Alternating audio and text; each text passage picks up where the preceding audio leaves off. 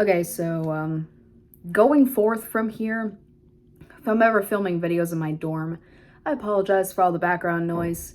I can't control it. I have neighbors, and the walls are really thin.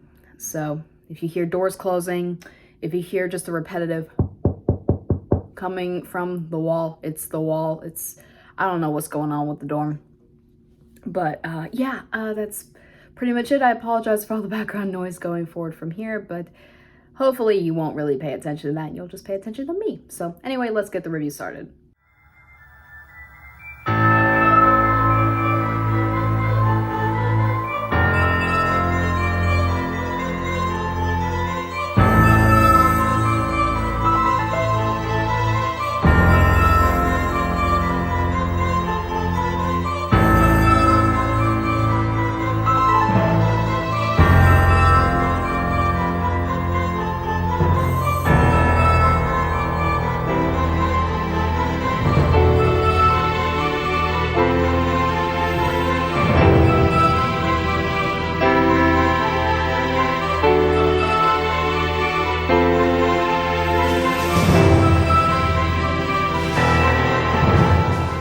Hey guys, what's going on? Welcome back to Adeline's Horror World. My name is Adeline. Of course, you guys already know that. So, I'm back once again. It looks like I might be able to maintain a regular schedule now. So, yeah, we have come upon the weekend once again. And since this franchise never wants to freaking end, I guess it's time to review the 7th entry in the Friday the 13th franchise. Friday the 13th, Part 7, The New Blood. Let's get started. So Friday the 13th, Part 7, The New Blood stars Lar Park Lincoln, Kevin Spiritas, Kane Hodder as Jason, and is directed by the late, great John Carl Beuchler.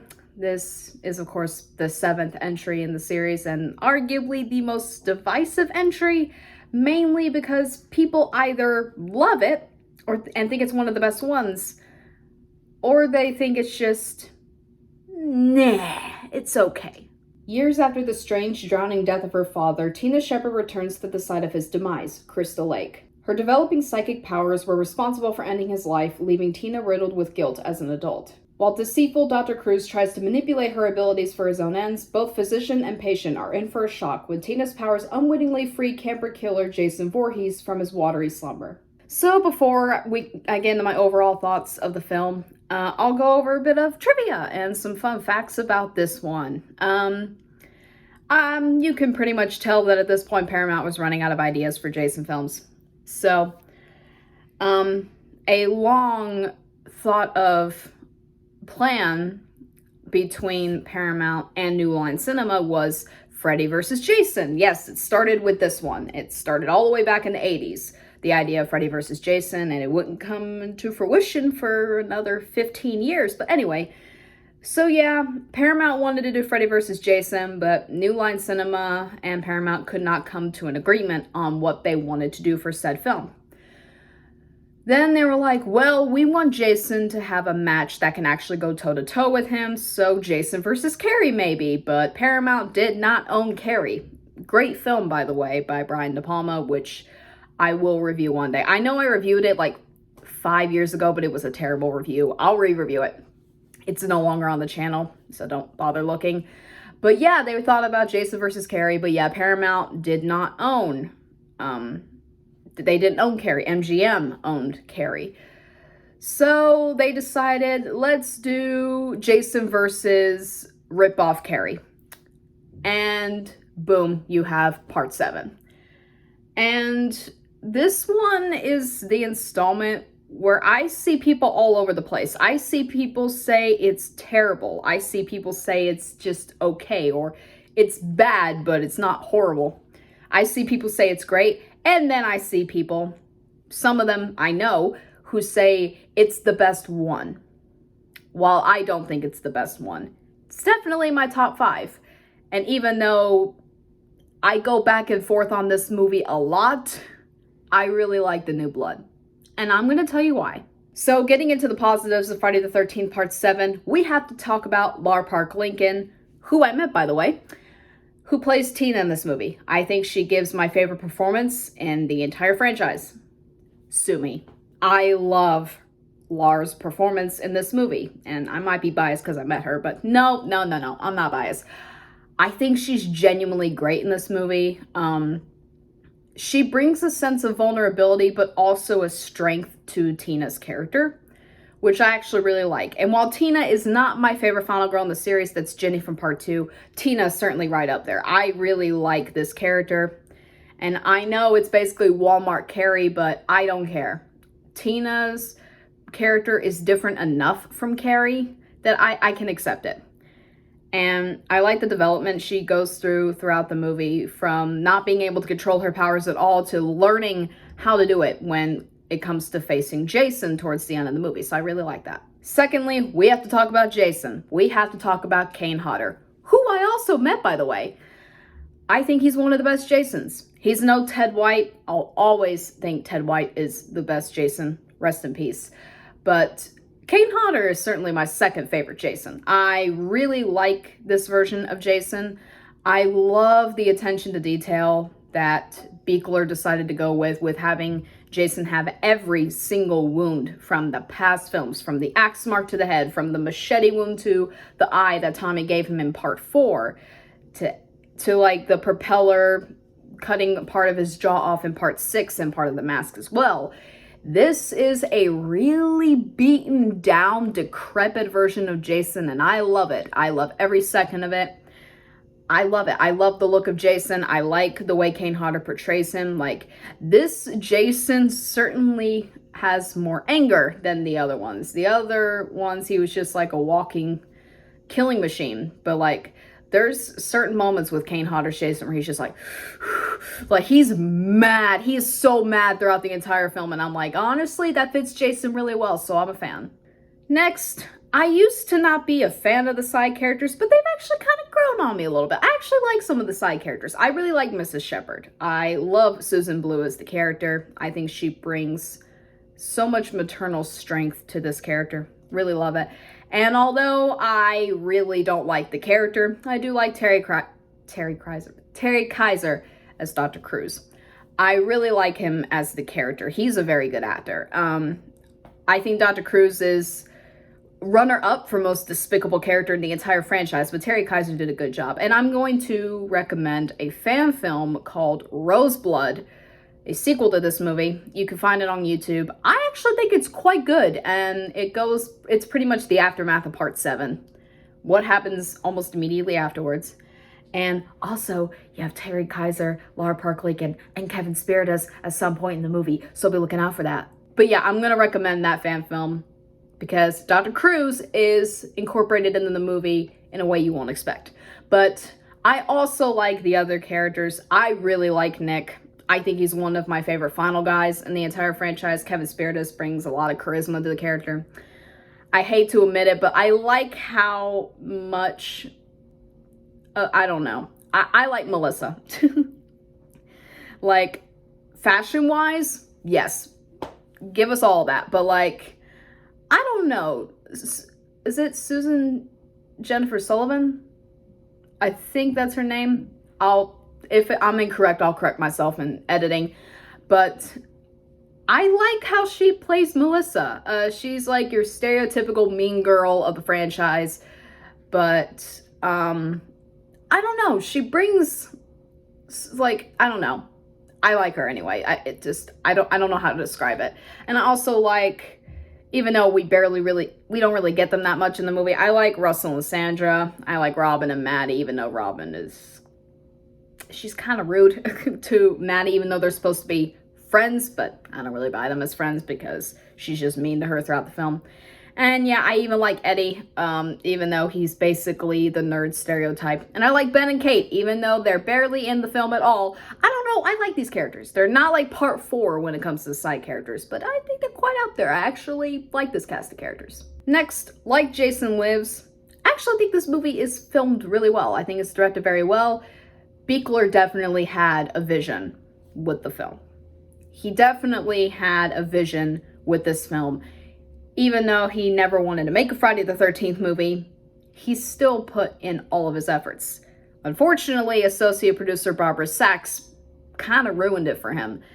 Took away some of the things that he wanted in the film. which I think is incredibly unfair because apparently she wanted this movie to win Oscars. It's Friday the 13th Part 7. It's not going to win any Oscars. Chill out, lady, okay? But I do like the attempt that Beuchler did to make a good Friday the 13th movie. And I think it's really good. I think he did a very good job. May he rest in peace. He passed away in 2019, which really sucks. Next, I like the aspect of introducing supernatural abilities for characters. Sue me. We're on Part 7. You need to do something new at this point because for the first 6 movies, with the exception of Part 5, because it was at a halfway house for troubled teens, so from 1 to 4 and 6, it's just been Crystal Lake, Crystal Lake, Crystal Lake, Crystal Lake. I know in 2, it's technically Packanack Lodge. In 3, it's technically Higgins Haven. And 4, it's technically Tommy Jarvis's house. But still, Crystal Lake, Crystal Lake, Crystal Lake. It's like that for literally all the films except for Part 5 up to this point. And yes, this one is also at Crystal Lake. Bring something new to the table. Yeah, Tina having telekinesis. I like it. Sue me. I don't care. I think it's interesting. And I'm glad they introduced new aspects. And the next movie would also bring in something new and kind of fail at doing it. Yeah, we'll get to that next week. Trust me. And finally, the third act of this franchise, I would say is by far my favorite third act of the entire franchise. I know I love the final acts for 2, 3, and 4. I hate Part 3, but I love the third act of that movie. But 2, 3, and 4 had incredible third acts. I'd even say 5 did too. 6 was but Part 7, I love the showdown between Tina and Jason. I do. I love every second of it. Like, I do. Like, Tina, like, inflicts so much damage on Jason throughout this fight. Like, she does so much to him. She electrocutes him.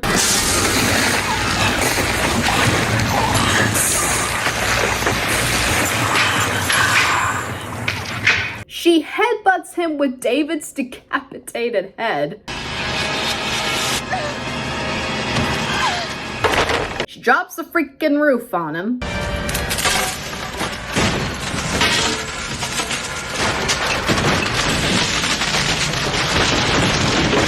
She crushes his head to the point that his mask tears off.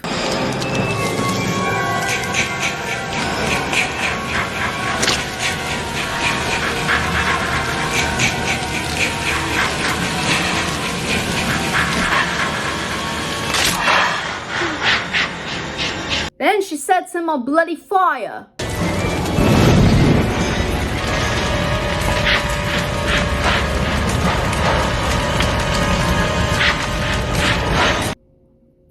Sums it up. I don't have any mixed elements. We're gonna go straight to my negatives. I only have 2.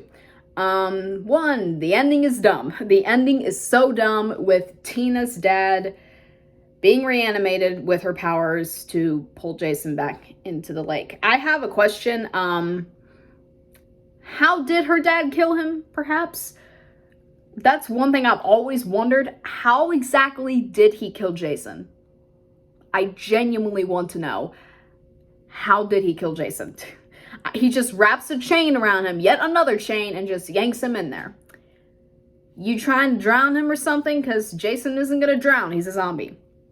2, why it's like been 7, 8 years since Tina accidentally killed her dad. Why isn't he decomposed or partially decomposed? Yes, in the original version, which I have seen in the deleted scenes, yes, he had a bit more zombie makeup, but Barbara Sachs said nope, and so they just threw some dirt on him. It doesn't look anywhere near as convincing. If Beuchler had been able to go with the version he wanted to go with, it would have been a little less stupid. And 3, I think it's just incredibly convenient that she happened to do it right at the point Jason was about to kill her. Like, how convenient for your plot. And finally, we're going to begin this discussion in Part 8 as well, but screw the MPAA. They are responsible for every single death in this movie being trimmed to the point where there's nothing there. The one exception, which I really will not complain about, is the sleeping bag kill. Now, the original version of that death was way more violent. Jason was going to take her and bash her against the tree about 7-8 times, and it was going to be really gory. But honestly, I prefer the one smack against the tree. One, it's darkly comedic. I actually think it's kind of hilarious. Two, really shows off Jason's strength. How he's able to do it in one smack and then she's dead. Really like that. But the other kills, no. They're bloodless kills. There's almost nothing to see. I hate it. I hate almost every death in this movie. I don't get it. Like, I hate that the MPAA went so hard on this movie. It would happen even more in part 8. It would happen even more in part 8. We'll get to that, but this is easily, this movie could have been PG-13 if it weren't for the sex scenes and the nudity. If it weren't for that, this movie could have 100% be PG-13 because the kills are bloodless. It reminds me of the god-awful Prom Night remake. It reminds me of that, but luckily this movie is good, unlike the Prom Night remake. And it really sucks that we will never be able to get an unrated version of this movie because Paramount apparently destroyed all of the footage that was cut out. The only way you can find it is in blueprint format. Although I think some people have made fan edits of part 7 that put them back in there, but it's just really grainy, low quality footage. And it really sucks. So overall, Friday the 13th Part 7, The New Blood, I think is a very good installment in this franchise. Unfortunately, I can't really ignore all the bloodless kills. It still bothers me to this day, but I don't know. I still think this is a really good film. I think this is a good entry in the series. I really like Tina's character, and I even like the side characters. I love Jason. I like the way the telekinesis is brought in. I love the third act. And also, another thing, I even like the score in this movie. Harry Manfredini didn't do it, although there is recycled music from his previous movies brought in here, but Fred Mullen took over for the main score. I actually really like it, especially Tina's theme. But yeah, I really like this one. I do go back and forth on it, but it is one of the better installments for me. It's not phenomenal. It's never been phenomenal. I used to think it was when I was a kid. There was a time in my life where I actually thought this was my favorite, but I digress. It's not phenomenal, but I know there was a generous amount of effort put into the film. And I know that, and I really respect John Carl Beuchler for doing that. I really do. I really appreciate it. If you're new to the franchise, I highly recommend this one. It was a great, great effort put in by John Carl Beuchler. May he rest in peace. I'm going to give Friday the 13th Part 7, The New Blood, a B+. So what do you guys think of Friday the 13th Part 7, The New Blood? Let me know in the comments below. Do you like this movie? Do you hate this movie? Do you love this movie? Or are you in the middle on it? Let me know. We can debate about it in the replies. So anyway, oh boy, be looking forward to my review next week of Friday the 13th Part 8, Jason Takes a Cruise Ship. Jason Takes Manhattan. Be looking forward to that and be looking forward to future reviews of the rest of this franchise. We have 5 more to go. Thank God. Anyway, if you are new to my channel and if you like this video, definitely hit the like button and click the subscribe button as well, and then click the bell and switch your notifications to all so you can get notifications for all my latest content because YouTube doesn't really recommend it really very much. So yeah, so be sure to do that if you want to see notifications for all my future videos. So anyways, guys, I guess that's pretty much it. So anyways, I'm Adeline. This is Adeline's Horror World. Of course, you guys already know that. I love all you guys to death. And until next time. Anyway, if you are new to my channel, be sure to hit the like button on this video and click the subscribe button and also click the... Oh my God.